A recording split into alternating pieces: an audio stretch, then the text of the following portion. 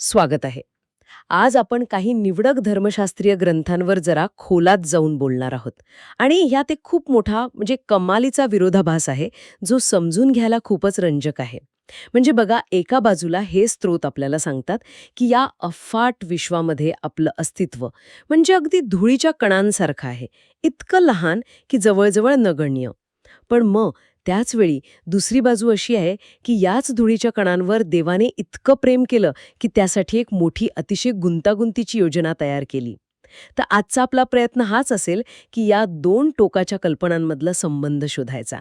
आपल्याकडे बायबलमधली काही वचनं आहेत, जसं की एक इतिहास, यहेजकेल, दानिएल आणि यशया. यांच्या आधारावर आपण ही चर्चा पुढे नेऊया. आणि हा विरोधाभास समजून घेणं खरंच खूप महत्वाचं आहे. हो ना? हो, कारण यातूनच आपल्याला दैवी सार्वभौमत्व म्हणजे देवाचं सगळ्यावर नियंत्रण असणं आणि मानवी स्वातंत्र्य म्हणजे आपल्या निवडी यांच्यातलं नातं कळू शकतं. आपण आज हेच उलगडून पाहणार आहोत की या इतक्या भव्य योजनेत एका सामान्य माणसाच्या जीवनाचा नेमका अर्थ काय. चला तर मग अगदी मुळापासून सुरुवात करूया. इतिहास या पुस्तकात एक वाक्य आहे जे मला वाटतं या संपूर्ण चर्चेचा पाया आहे. ते म्हणतं की greatness, power, glory, victory and majesty. महानता, सामर्थ्य, वैभव, विजय आणि गौरव. हो, हे सगळं देवाचं आहे. बरोबर. आणि हे फक्त अशा अमूर्त कल्पनांपुरतं मर्यादित नाहीये. ते वचन पुढे काय म्हणतं? स्वर्गात आणि पृथ्वीवर जे काही आहे ते सर्व तुझे आहे. अच्छा. याचा अर्थ अगदी स्पष्ट आहे. काळ, अवकाश, त्यातली प्रत्येक वस्तू, प्रत्येक जीव या सगळ्याचा मालक देव आहे. इतकंच नाही तर पुढच्याच वचनात म्हटलंय की संपत्ती आणि सन्मानसुद्धा त्याच्याकडूनच मिळतात. तोच सगळ्यांचा शासक आहे. म्हणजे आपण जे काही मिळवतो, जे काही बनतो, ते खरं तर आपल्या मालकीचं नाहीच. नाही. ते सगळं देवाकडनं आलेलं आहे. पण मग इथे एक प्रश्न येतो. देवाने हे जग असं का बनवलंय की आपल्याला सतत कशाची तरी गरज भासते? म्हणजे भूक लागते म्हणून आपण अन्नावर अवलंबून असतो, असं का? हा खूप चांगला मुद्दा आहे. आणि स्रोतांनुसार ही रचना हेतुपूर्वसर केलेली आहे. म्हणजे मुद्दाम? हो, मुद्दाम. देवाने मखलुकात म्हणजे त्याने निर्माण केलेले सर्व जीव अशा प्रकारे बनवले आहेत की ते त्याच्यावर अवलंबून राहतील. जेव्हा आपल्याला भूक लागते तेव्हा आपल्याला अन्नाची आणि ते देणाऱ्याची किंमत कळते. ही एक प्रकारची शिकवण आहे. आणि याच रचनेचा भाग म्हणून देव आपल्याला एकमेकांवर प्रेम करायला सांगतो. कारण जेव्हा समाजात कमतरता असते तेव्हाच एकमेकांना मदत करण्याची आणि प्रेम करण्याची खरी कसोटी लागते, की नाही? बरोबर. आणि जे हे करत नाहीत त्यांचं काय? स्रोत सांगतात की जे लोक देवाने दिलेल्या गोष्टी म्हणजे सूर्यप्रकाश, पाऊस, हवा या सगळ्यांना गृहीत धरतात आणि कृतज्ञता व्यक्त करत नाहीत. अगदी ते दुष्ट मानले जातात. कारण जेव्हा परिस्थिती थोडी बिघडते तेव्हा हेच लोक सर्वात आधी देवाला दोष द्यायला लागतात. ते हे विसरून जातात की त्यांना इतके दिवस जे काही मिळालं ती सुद्धा देवाचीच कृपा होती. ठीक आहे. म्हणजे पाया हा आहे की सर्व काही देवाचा आहे आणि त्याने एका विशिष्ट हेतूने जगाची रचना केली आहे. पण मग मग या योजनेत बंडखोरी आणि वाईट गोष्टी कुठून आल्या? इथेच मला वाटतं हेलेलची म्हणजे सैतानाची कथा येते. अगदी बरोबर. यहेजकेलच्या पुस्तकात चोरच्या राजाच्या रूपकातून हेलेलच्या मूळ स्वभावाचं वर्णन केलंय आणि ते वर्णन वाचून आपण खरंच थक्क होतो. काय आहे ते वर्णन? त्यात म्हटलं आहे की तो परिपूर्णतेचा शिक्का होता. ज्ञानाने परिपूर्ण आणि सौंदर्यात अतुलनीय. तो एदन बागेत राहायचा आणि हिरे, माणिक, पाचू अशा मौल्यवान रत्नांनी सजलेला होता. यात एक उल्लेख आहे जो मला खूप म्हणजे विचित्र वाटला. ज्या दिवशी तुझी निर्मिती झाली त्या दिवशी तुझ्यासाठी तबला आणि वीणा तयार ठेवण्यात आली होती. एक मिनिट. तबला आणि वीणा ही तर भारतीय वाद्य आहेत. बायबलच्या काळात मध्यपूर्वेत या वाद्यांचा उल्लेख कसा आला? हे भाषांतराचं काहीतरी प्रकरण आहे की यामागे काहीतरी वेगळा अर्थ आहे? तुम्ही अगदी योग्य ठिकाणी बोट ठेवलं आहे. ही एक उत्तम शंका आहे. बहुतेक बायबल अभ्यासक मानतात की हे मूळ हिब्रू शब्दांचं जवळच्या संस्कृतीतील वाद्यांमध्ये केलेलं भाषांतर आहे. अच्छा. मूळ शब्दांचा अर्थ तालाची वाद्य आणि तंतुवाद्य असा असू शकतो. पण महत्वाचा मुद्दा वाद्यांच्या नावाचा नाहीये, तर त्यांच्या उद्देशाचा आहे. त्यांचा उद्देश काय होता? ही वाद्ये उपासनेसाठी होती.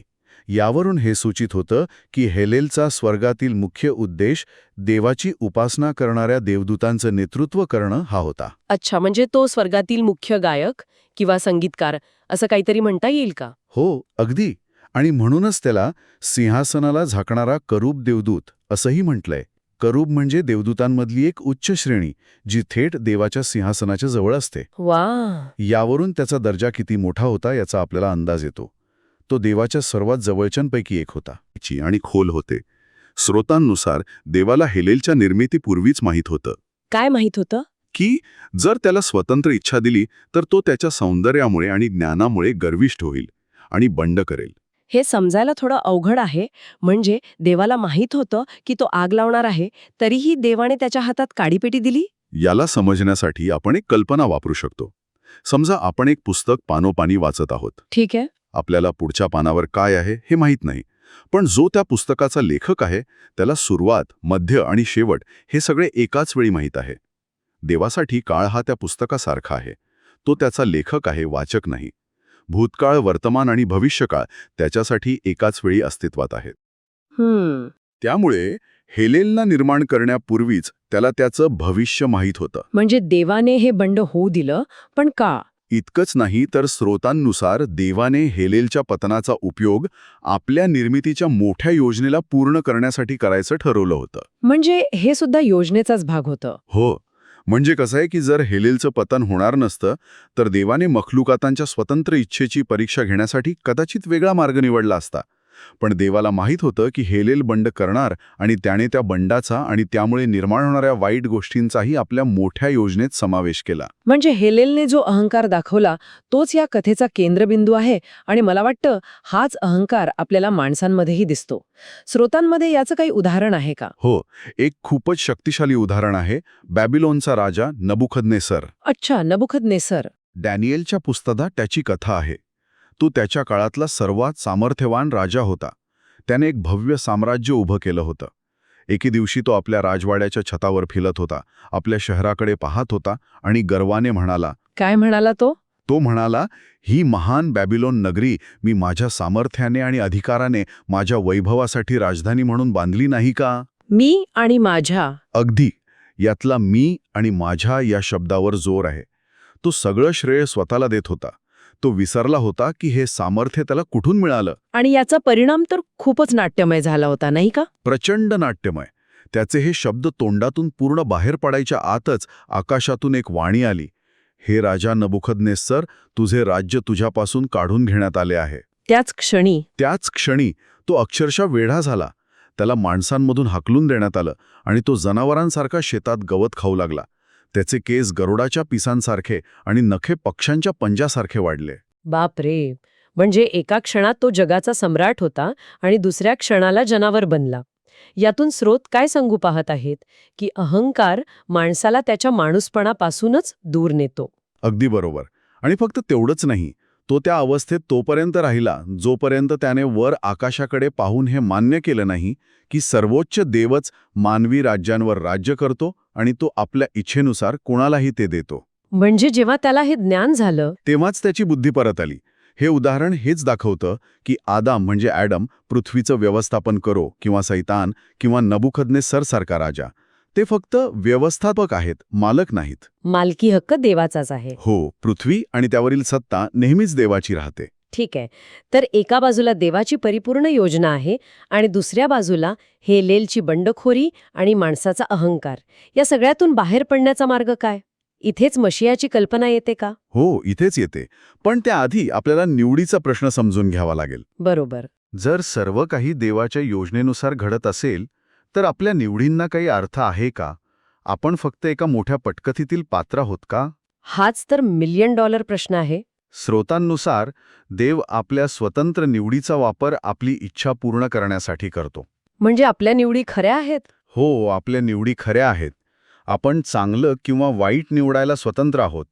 पण देवाला निर्मितीच्या सुरुवातीपासूनच माहीत असतं की कोण काय निवडणार आहे आणि तो त्या निवडींचा वापर आपल्या अंतिम योजनेसाठी करतो. जे योग्य निवडतात त्यांचा उपयोग चांगल्या प्रकारे होतो.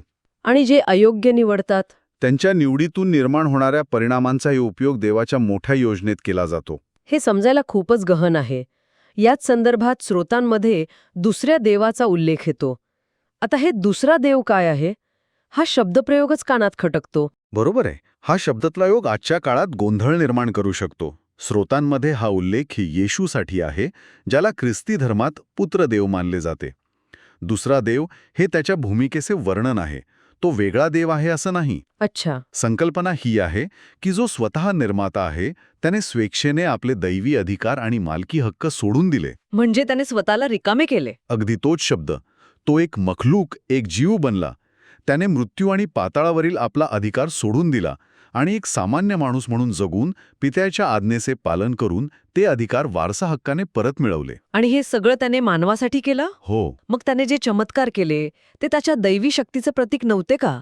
म्हणजे पाण्यावरून चालणे, मृतांना जिवंत करणे, हे तर कोणी सामान्य माणूस करू शकत नाही. इथे स्रोतांचा दृष्टिकोन खूपच अनपेक्षित आणि रंजक आहे. कसा? त्यानुसार येशूने केलेले चमत्कार हे पहिल्या आदमने म्हणजे फर्स्ट ॲडमने पाप केले नसते तर तो देखील करू शकला असता.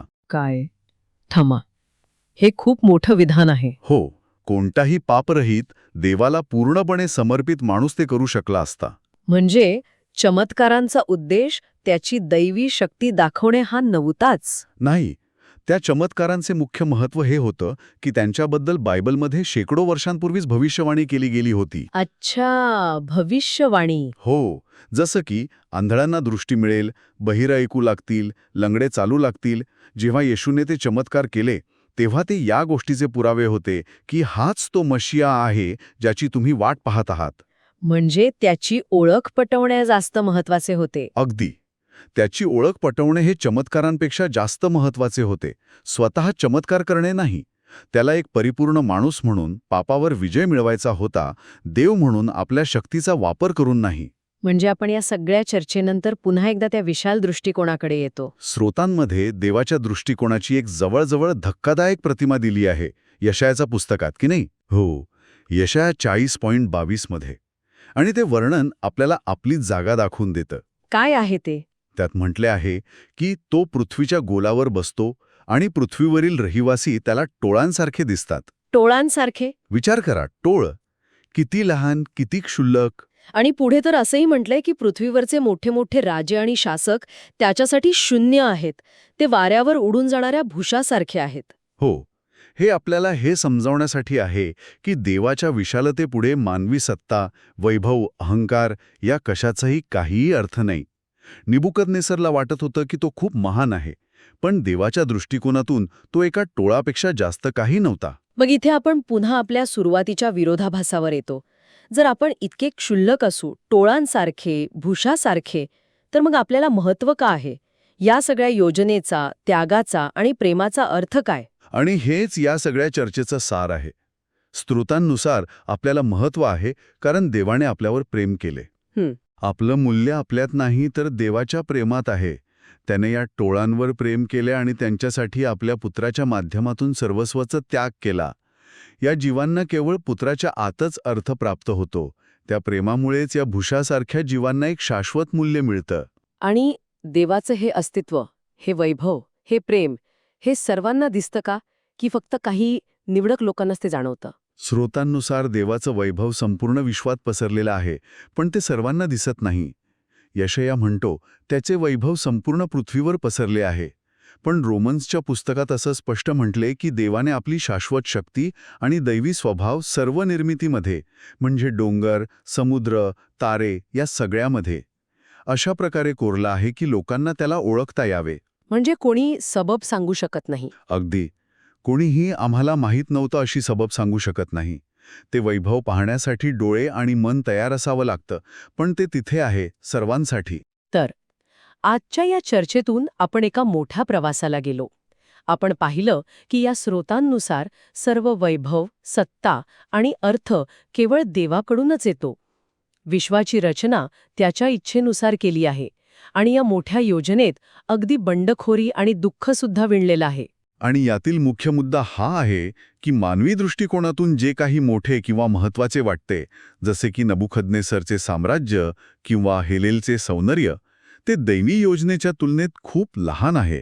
पण त्याच वेळी देवाच्या प्रेमामुळे प्रत्येक जीवाला अगदी सर्वात लहान व्यक्तीला सुद्धा एक विशेष आणि शाश्वत अर्थ प्राप्त होतो. हाच तो विरोधाभास आहे. हो, हाच तो विरोधाभास आहे जो श्रद्धेनेच समजून घेता येतो. जाता जाता ऐकणाऱ्यांसाठी एक विचार. जर आपल्या चांगल्या आणि वाईट दोन्ही निवडी एका मोठ्या पूर्वनियोजित दैवी योजनेत विणलेल्या असतील तर त्याचा आपल्या निवडींवर काय परिणाम होतो ते आपल्या निवडींना अधिक महत्त्वाचं बनवतं कारण त्यांचा एका मोठ्या कथेत सहभाग आहे की ते त्यांना कमी महत्त्वाचं बनवतं कारण शेवट तर ठरलेलाच आहे. यावर विचार नक्की करा. भेटूया पुढच्या वेळी.